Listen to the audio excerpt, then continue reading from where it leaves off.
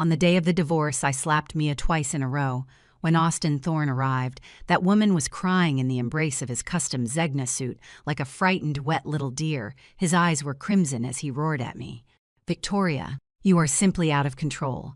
You better apologize to Mia right now, or your position as Mrs. Thorne ends today." The air froze in that instant, and the entire tech company office floor in Midtown Manhattan fell dead silent. Everyone thought I would bow down for that envied title of Mrs. Thorne, after all. That was Austin Thorne, the new god of Silicon Valley and the darling of Wall Street. I sneered, raised my hand, and gave him 2 slaps as well. Deal divorce.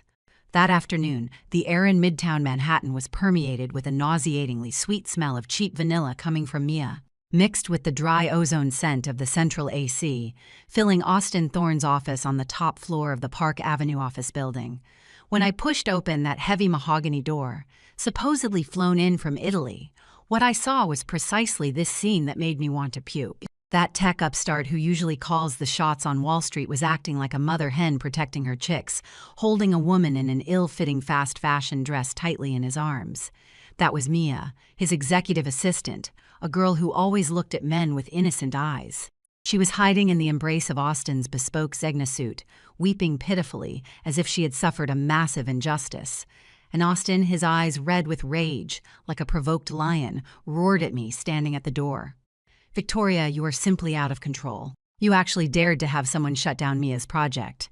You are not just a cold-blooded control freak, you are a jealous lunatic." The air froze in that instant, and the glass walls of the entire office floor seemed to tremble.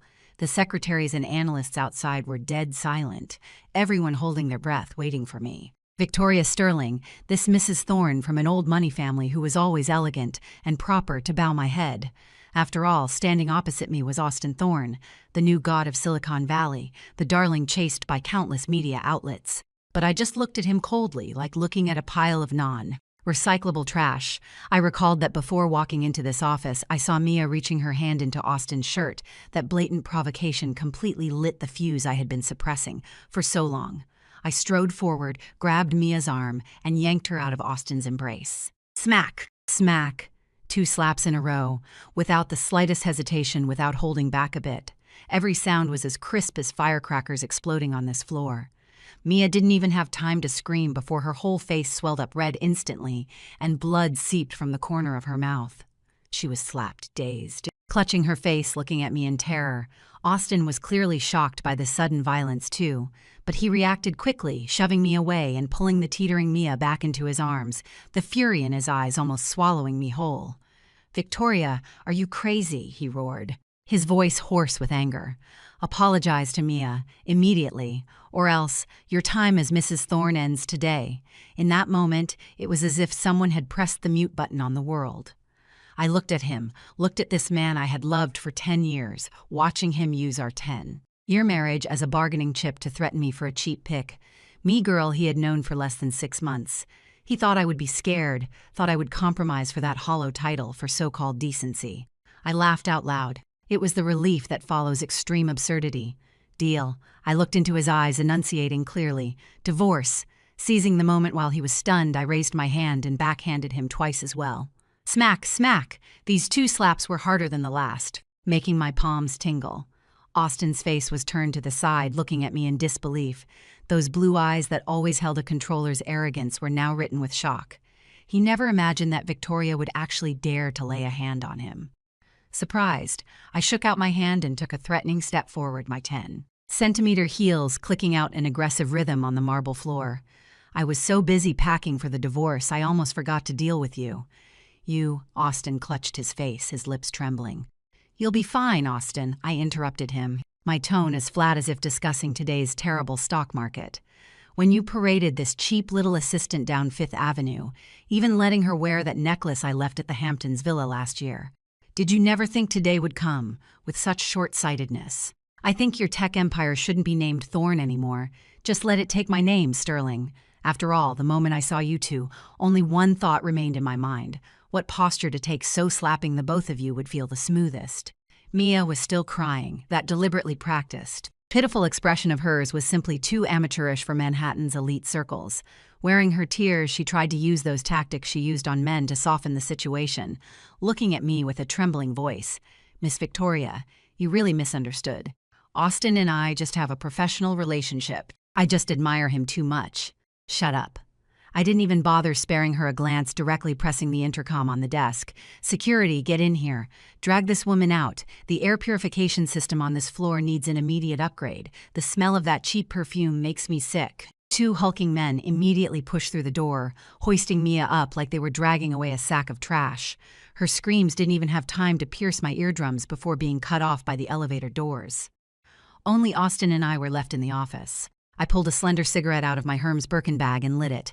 The taste of nicotine slightly settled the churning in my stomach. I leaned against his absurdly wide mahogany desk, took a deep drag, and then blew all the smoke right onto that face of his that once fascinated me, but now only felt greasy. Next, I took out a document I had prepared long ago from my bag and slapped it heavily against his chest. "Sign it." "What is this?" Austin instinctively caught it, looked down at it, and his pupils instantly constricted.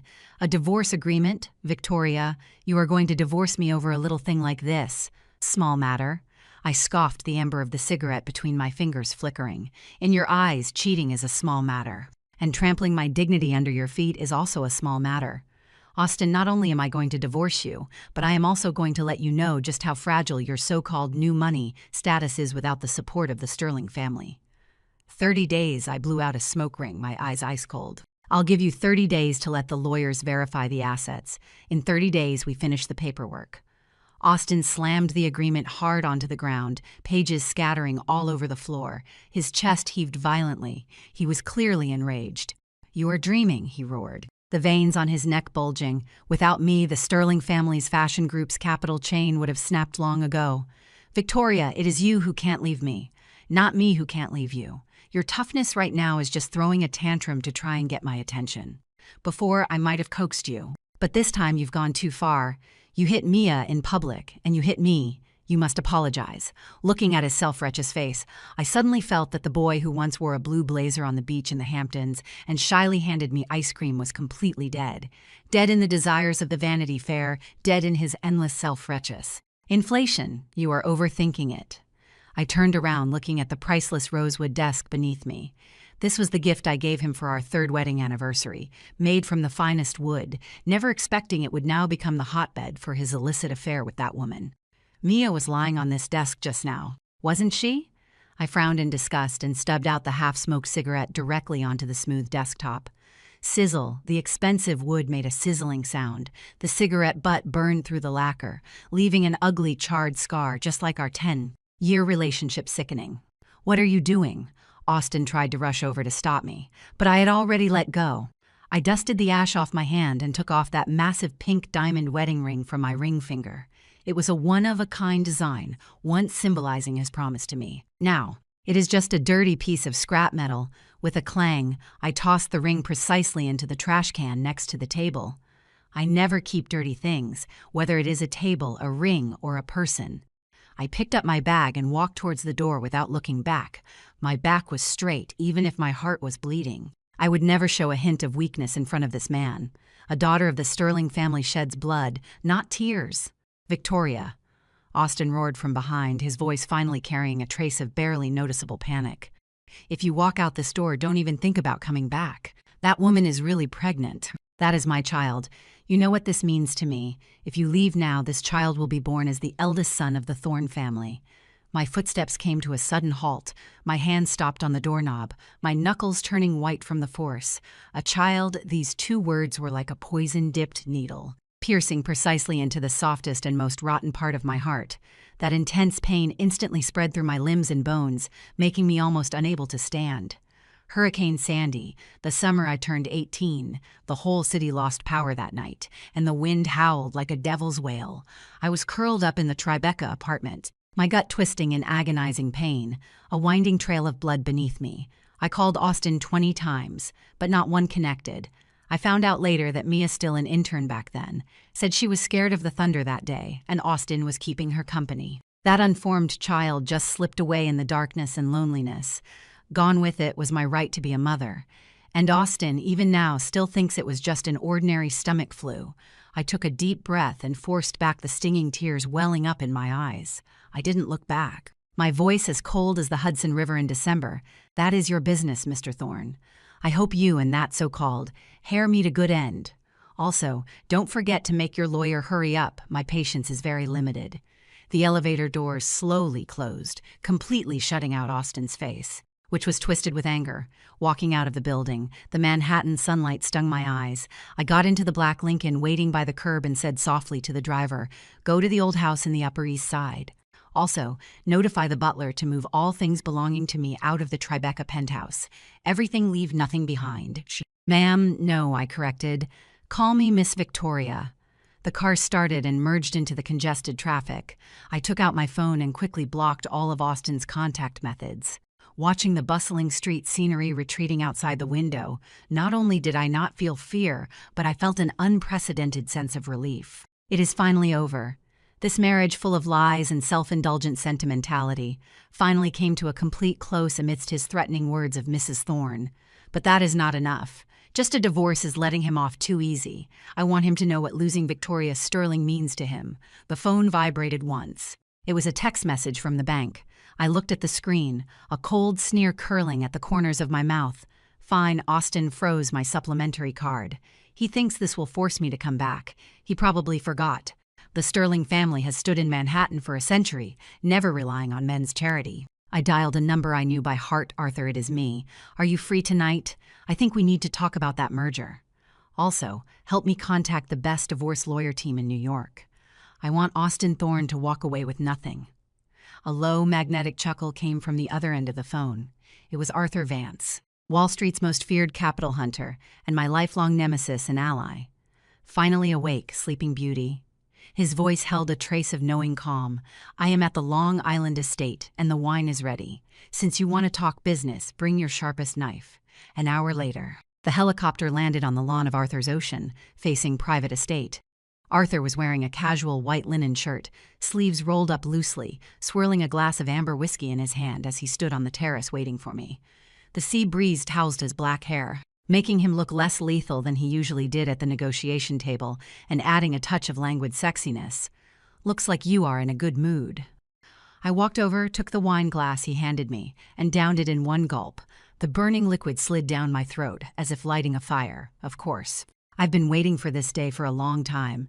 Arthur leaned against the railing, gazing at me deeply. "Heard you caused a huge scene in Austin's office. 5 slaps in a row. Victoria, when did your moves get so good?" "News travels that fast," I wasn't surprised. "In this circle, there are no secrets. All of Wall Street is talking about it. Thorntech's stock price has already dropped 2% in after-hours trading." Arthur smiled. "Everyone is guessing when the Sterling family will withdraw their capital. Immediately," I said coldly. "I've already had the legal department draft the documents. Not only am I withdrawing capital, but I am also taking back all the channel resources I lent him before. I want him to understand exactly who gave him the status he has now." Arthur raised a brow, a glint of appreciation flashing in his eyes. "Ruthless, but that is not enough. Austin still has a few cards up his sleeve, and that woman named Mia is rumored to be pregnant with his child. Public opinion-wise, if you don't handle this right, you could easily be painted as a vicious wife suppressing her husband out of jealousy." "Child," I scoffed, my fingers tightening slightly around the wine glass. "Arthur, do you really believe that is his child?" Arthur froze for a moment, then narrowed his eyes. "You mean, look into that woman." I set down my wine glass, my gaze intense. "I don't believe in coincidences. Before she showed up, Austin always wanted a child, but we never had one. How come she gets pregnant the moment she arrives, and right at the critical moment when I was preparing to ask for a divorce?" "Understood." Arthur nodded, that predatory glint flickering in his eyes. "I'll have the best private investigator look into it. If it is fake, I'll personally deliver the evidence to your hands. If it is real, well, there are plenty of ways to make it fake." I looked at Arthur, a warmth surging in my heart. In this world full of calculation and profit, only Arthur would stand by my side, no matter what. Although he has a sharp tongue, his actions have never let me down. "Thank you, Arthur." "Don't thank me just yet." Arthur leaned closer, the faint scent of cedarwood on him, enveloping me. "You know I am a businessman. I don't make losing deals. What do I get for helping you bring down Austin?" I raised my head and looked straight into his eyes. 30% of Thorntech's market share, and the Sterling family's priority partnership rights for this quarter. Is that enough? Arthur smiled, a meaningful smile. "Deal. But I want one more thing. What? A date. He straightened up, adjusting his collar. Next week is the charity gala at the Met. The Thorne family is one of the hosts. Since you want to start a war, you have to declare it in the most visible place. Be my date. I want everyone to see that the Victoria who left Austin hasn't withered. She is even more dazzling. I thought of Austin's insufferable arrogance, thought of Mia's fake tears, and the will to fight instantly surged within me. All right, I agreed. I'll be there on time. For the next few days, I was busy dealing with the division of assets and company affairs, completely blocking out all of Austin's harassment. It wasn't until the day before the gala that I got a call from Austin's mother. That old woman, who always looked down her nose at everyone, spoke to me over the phone in a patronizing tone. "Victoria, I heard you are throwing a tantrum. That is enough now. Austin is a man. It is normal for him to have his little flings. As long as you are willing to lower your head and admit your mistake, come back and take good care of that child, the Thorne family will still recognize you as our daughter-in-law. After all, Mia comes from a low background. She can't be the official wife." I gripped the phone and laughed out loud in anger.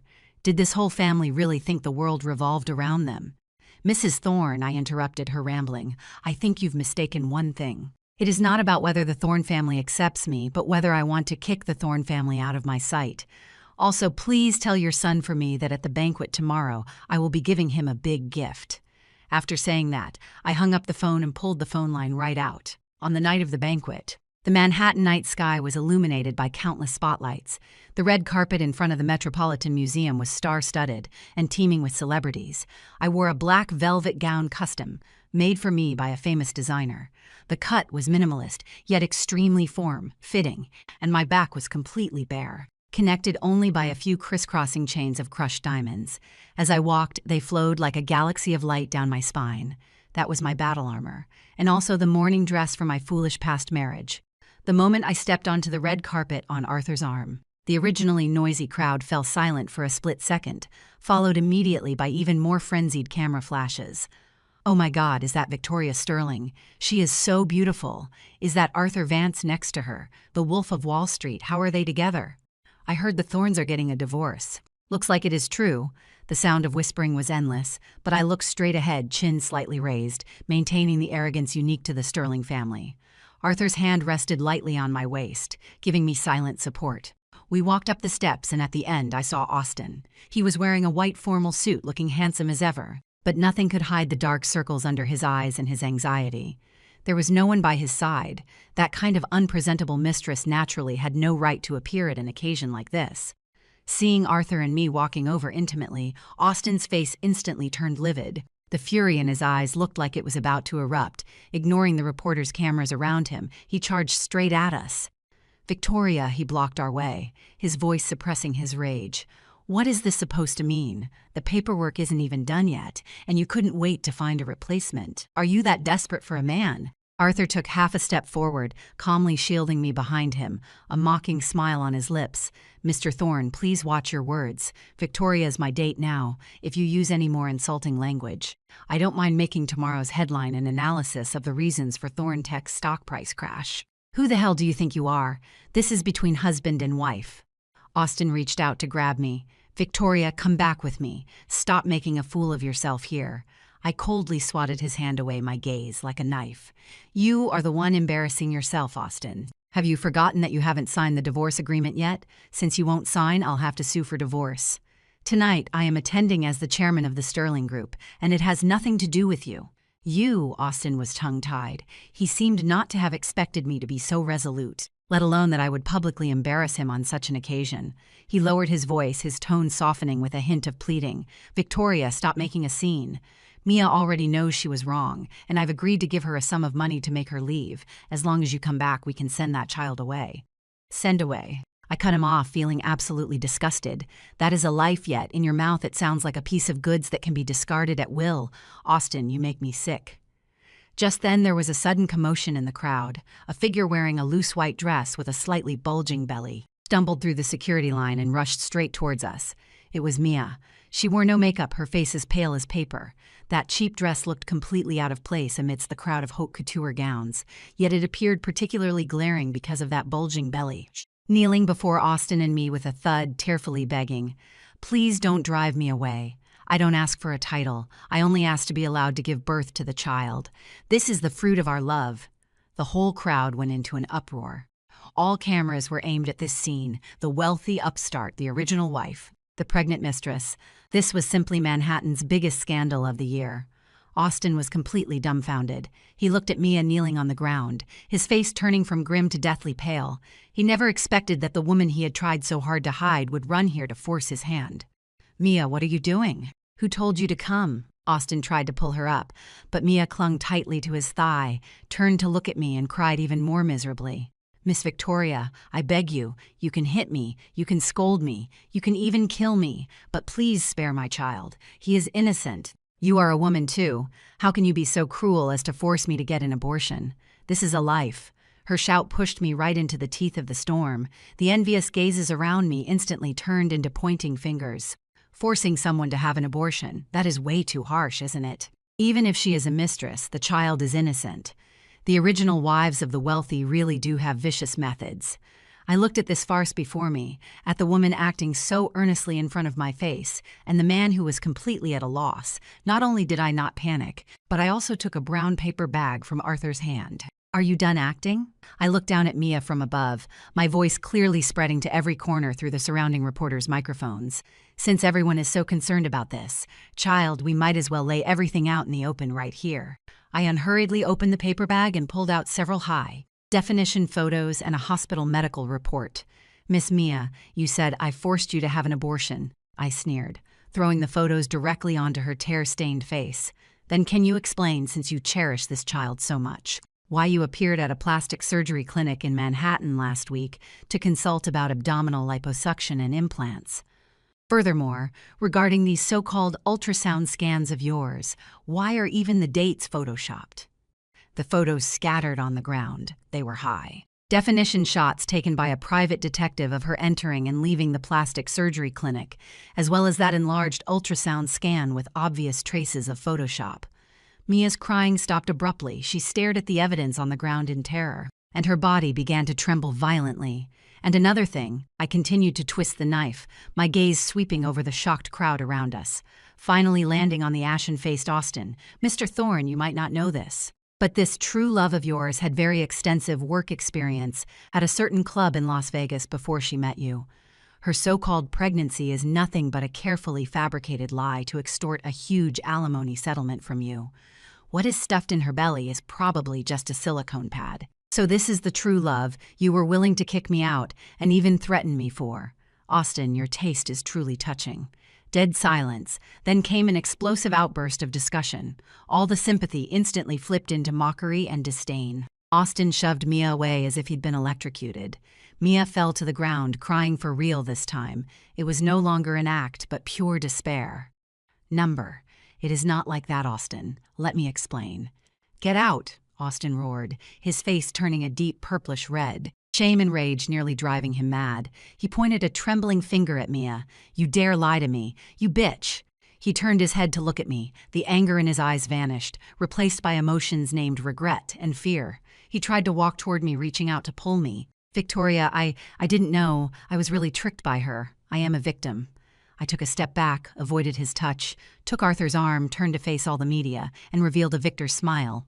"I would like to take this opportunity to announce something.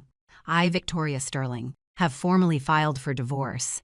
Furthermore, the Sterling Group will immediately terminate all cooperation with Thorne Tech and pursue legal action against Mr. Thorne for transferring marital assets during the marriage. From now on, we go our separate ways." With that said, amidst a sea of flashing lights, I walked away in my high heels without looking back, leaving behind that once high and mighty man to slowly break down amidst the crowd's ridicule. The dinner scandal that night was like a deep-water bomb dropped into a calm lake, not only shaking up Manhattan's social circles, but also completely destroying Austin's carefully cultivated, perfect elite image. The next day's headlines were all shocking upheaval in a wealthy family, scandal behind the fake pregnancy, and Sterling Group announces withdrawal of investment. Thorne Technology faces bankruptcy crisis. I was in the old mansion on the Upper East Side, leisurely drinking the Earl Grey tea brought by the butler, watching the wretched sight of Austin being mobbed by reporters at his company entrance on the television news. That shirt of his, which used to be always ironed meticulously, was now all wrinkled. His tie was crooked, his eyes dodged the camera, and he had none of his former swagger. Mr. Austin. Oh no, Mr. Thorne has been standing outside for 3 hours. The butler walked in and reported somewhat hesitantly. He said he must see you, and also said he brought that woman named Mia and wants to make her personally kowtow and apologize to you. I put down my teacup, the corner of my mouth curling into a playful smile. Kowtow and apologize. Now he remembers this feudal remnant style. Too bad, this is New York, I don't go for that. However, since he is so sincere, let him in. I also want to see what new tricks that woman full of lies can play. 5 minutes later, Austin dragged Mia into the living room. Mia looked even more haggard than last night. That white dress was already dirty, and her hair was scattered messily over her shoulders. As soon as she came in the door, she knelt on the carpet under Austin's shoving. "Victoria, I am sorry. I know I was wrong." Austin rushed to me, trying to reach out and pull me up, but was blocked by the bodyguard beside him. He could only stand there, pointing at Mia on the ground, and said, "This bitch tricked me. She said she was pregnant and even produced an ultrasound report." I was confused, and I've already called the police, and they'll be here soon to arrest her for fraud. Victoria, please, considering I was also deceived, can you not withdraw your investment? That is my hard work.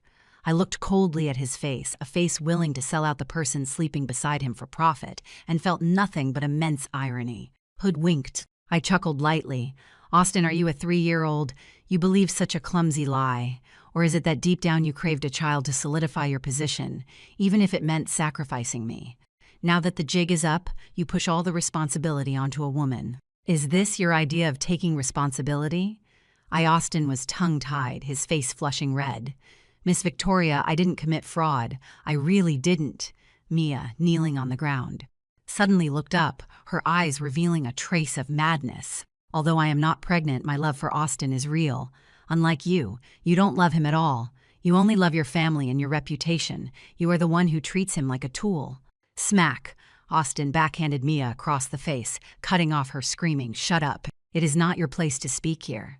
Mia was slapped so hard her head whipped to the side, blood oozing from the corner of her mouth. She clutched her face, suddenly let out an eerie laugh, then shot up and dashed toward the spiral staircase nearby. "Since none of you believe me, I'll just die to prove it to you," she shouted as she ran upstairs. Austin froze for a moment, then immediately chased after her. "Are you crazy? Get down here." I frowned as well and signaled the bodyguards to follow. This was the Sterling family's old residence. If someone died here, I'd end up in a mess of trouble too. Mia ran to the top of the stairs on the 2nd floor, suddenly stopped, and turned to look at Austin, who was catching up, a trace of viciousness flashing in her eyes. "Austin, since I can't have you, no one else will." After saying that, she didn't jump off like they do in television dramas, but suddenly threw herself backward, rolling down the long spiral staircase. "Ah-ha!" the scream echoed through the entire hall. Mia tumbled to the bottom floor like a rag doll, her forehead smashing against the banister. Blood instantly gushed out, staining the expensive Persian carpet red. Austin stood on the 2nd floor, completely dumbfounded. I was stunned too. This woman, how could she be so ruthless to herself? Just then, the main doors were pushed open, and a group of uniformed police officers rushed in, closely followed by reporters who had been lying in wait. "Freeze! Police!" Camera flashes went off wildly, freezing this tragic scene in time. Mia, lying on the ground, groaned, pointed at Austin on the 2nd floor, and said in a weak but clear voice, "It was him. He pushed me down. He wanted to kill me to silence me." Over the next 24 hours, public opinion in Manhattan completely blew up. Thorntech CEO suspected of attempted murder, pregnant mistress brutally attacked. All sorts of sensational headlines dominated every media outlet. Although I knew Mia wasn't pregnant, in the eyes of the public, this was undoubtedly a bloody escalation of a wealthy family feud. Austin was taken away. Although he was temporarily released on bail due to insufficient evidence, he faces not only a hefty bail amount, but also a complete collapse of his reputation. Thorntech's board of directors held an emergency meeting overnight and removed him from his position as CEO, and I, as a bystander to this farce and a victim in some sense, was surprisingly calm. I was in the study flipping through another document Arthur had just brought over. It was a medical record from 10 years ago, long sealed away, yet every word wept blood. "Are you sure you want to show him this now?" Arthur sat across from me, frowning slightly. "This might completely destroy him. Shouldn't he know?" I closed the file, my fingertips feeling a bit cold. He always thought I chose to be Dink because I didn't want children. He always thought that was my selfishness. Now it is time for him to know who exactly deprived him of the right to be a father. That night, Austin barged into my apartment. He had obviously drunk a lot, exuding an air of decadence and alcohol. The bodyguards didn't stop him this time. That was my instruction. "Victoria," he slumped onto the sofa, holding his head in his hands, his voice choking. "I am done for. It is all over. The company is gone. My reputation is ruined, and now I am facing jail time. That woman is crazy. Why did she frame me? Why? Because of greed, because of despair, and also because you gave her the chance to hurt you." I sat across from him, my voice calm. "Austin, this is the price you pay for your so-called true love. I know I was wrong, I really do." He looked up, his eyes bloodshot like a stray dog. "Victoria, only you can save me now. You are from the Sterling family. As long as you are willing to come forward and clear my name, as long as you lend me some money to turn things around. Can we start over? I promise I'll listen to you from now on. We can have a baby and live a stable life." "A baby," I laughed so hard that tears nearly came out. I threw that document onto the coffee table in front of him. "Take a look, this is the child you've always wanted." Austin picked up the document with shaking hands and turned to the first page. It was the emergency record from the night of Hurricane Sandy 10 years ago, clearly stating, "Patient admitted for severe abdominal pain, diagnosed with ruptured ectopic pregnancy and massive hemorrhage, underwent emergency surgery to remove bilateral fallopian tubes." His hands began to shake violently, his eyes staring fixedly at those lines of cold text.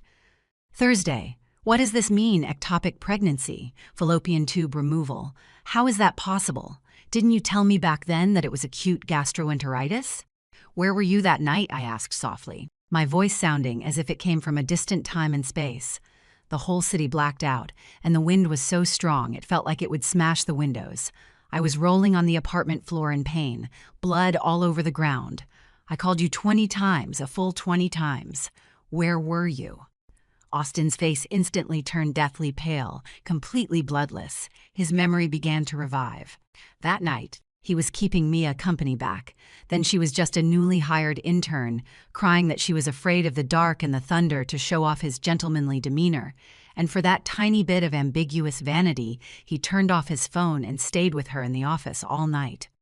I didn't know." He slumped to the ground, the document slipping from his hand. I thought you just weren't feeling well. I didn't know it would be this serious. You didn't know." I stood up, looking down at him. "You don't know how desperate I was on that stormy night. You don't know how devastated I was when I woke up and heard the doctor say I could never be a mother again. And you certainly don't know how much my heart ached every time you mentioned children over these 10 years. Austin, you killed our child with your own hands. And it was also you who stripped me of my right to be a mother with your own hands. And you actually have the nerve to accuse me of being vicious for the sake of a woman faking a pregnancy. For that culprit, to threaten to divorce me? Ah." Austin suddenly let out a blood-curdling howl. The sound didn't seem human, but more like the wail of a wounded beast. He frantically grabbed at his hair and smashed his head hard against the floor, making dull thud-thud sounds. "I am sorry, Victoria. I am sorry. I deserve to die. I really deserve to die." He wailed as he frantically slapped himself in the face, each slap harder than the last, until the corners of his mouth bled and his cheeks swelled up. I watched this scene coldly. Watching this man I once loved to the bone repenting like a madman right now. There wasn't a shred of satisfaction in my heart, only endless desolation. In this moment, I finally let go completely. Enough. I pressed the security buzzer. "This is the last time I am seeing you. Austin, sign the divorce papers. Don't force me to make this medical record public when that happens. Not only you, but the entire Thorne family will become a laughingstock." 2 bodyguards walked in and hoisted up Austin, who was limp as mud, like they were dragging a dead dog. The moment he was dragged out the door, he was still crying out, "Victoria, I beg you, don't leave me. I really have nothing left." The door closed. The world went quiet. The day after Austin was taken away, I took the movers to that penthouse in Tribeca. That was the home we'd lived in for 5 years of our marriage, once filled with all my fantasies about our future life. Pushing open the door, a stale smell of alcohol hit me in the face. The living room was a total wreck with bottles and takeout boxes scattered all over the floor. Clearly, Austin had been living in a drunken stupor ever since I moved out. I didn't linger, going straight to directing the workers to start moving things. "Take this sofa away. Throw it out. The paintings on the wall, pack them all up, except for that Monet replica. The clothes in the walk-in closet. Don't leave a single piece, donate them all to charity. I was like an emotionless commander, methodically dismantling this place that was once called home. The disappearance of every object felt like cutting a tie between Austin and me.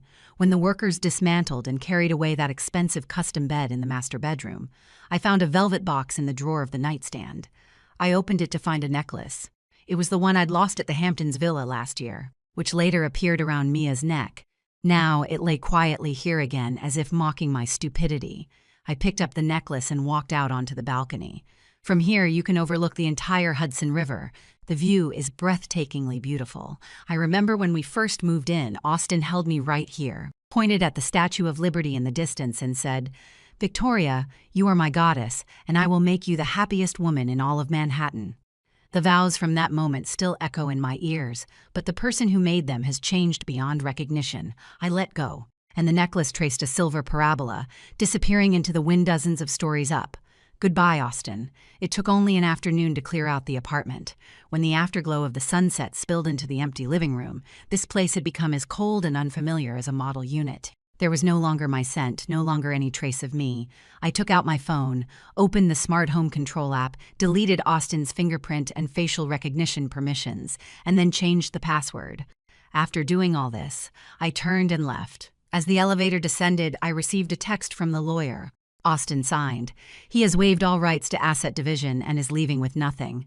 But he asked me to pass on a message to you, he said. He is waiting for you at the law firm, wanting to see you one last time.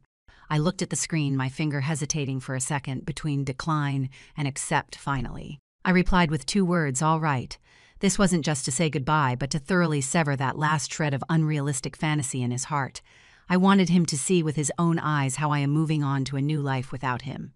The meeting was arranged in a conference room at a high-end law firm in Midtown Manhattan. When I pushed open the door, Austin was standing in front of the floor-to-ceiling window with his back to me. Hearing the sound of the door opening, he turned around.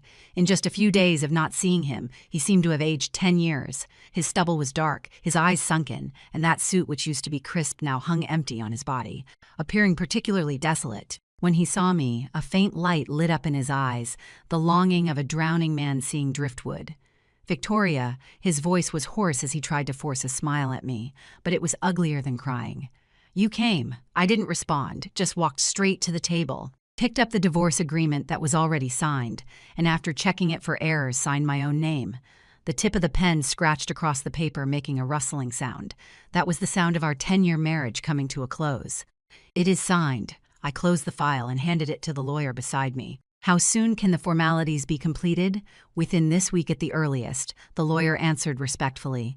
"Good." I nodded and turned to leave. "Wait," Austin suddenly rushed over and blocked my way. He took out an insulated bag from behind his back and carefully opened it. Inside was a container of slightly melted vanilla ice cream. "Victoria, do you remember?" He held the ice cream, his eyes filled with pleading. "That year we were 18 at Hampton Beach. I waited in line for an hour to get this for you. You said it was the best ice cream you'd ever had. I know saying this now is useless, but I just want you to have it one more time, even if it is just for the sake of our past. Okay?" I looked at that tub of ice cream melted into a milkshake, looked at his posture humble into the dust, yet felt not a shred of emotion. The past, he actually still dares to bring up the past. "Austin," I looked into his eyes, my tone calm to the point of cruelty. "Did you forget that day at the beach, when you left your sick mother alone in the car to wait for an hour just to buy me ice cream? Later she got worse and was rushed to the ER. Yet you told me that was because you loved me." Austin froze, the ice cream in his hand almost falling to the ground. How do you know?"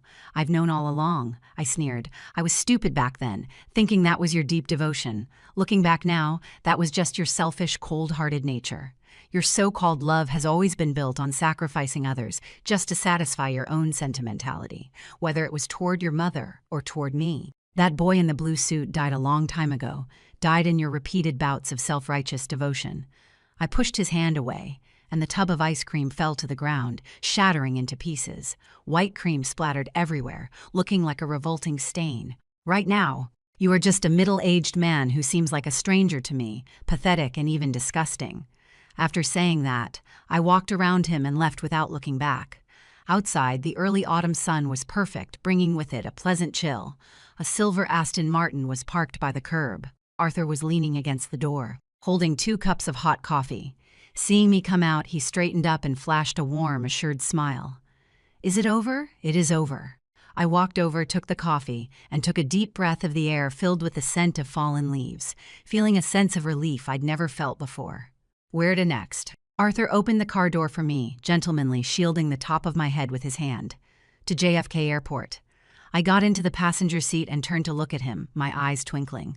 I heard Paris Fashion Week has started, and the Sterling Group's new collection is debuting there. Besides, shouldn't we announce our engagement over there too? Arthur paused for a second, then the smile in his eyes spread, brighter than the autumn sun. "As you command, my queen." The engine roared and the silver sports car tore through the streets of Manhattan like a bolt of lightning. I took one last look at that towering office building through the rearview mirror. Austin might be standing at the window watching us leave, or maybe he is crying his eyes out over that puddle of ice cream. But none of that matters anymore. He is Manhattan's past tense while I am driving towards a brand new future. This is the real Manhattan. It never believes in tears, only winners.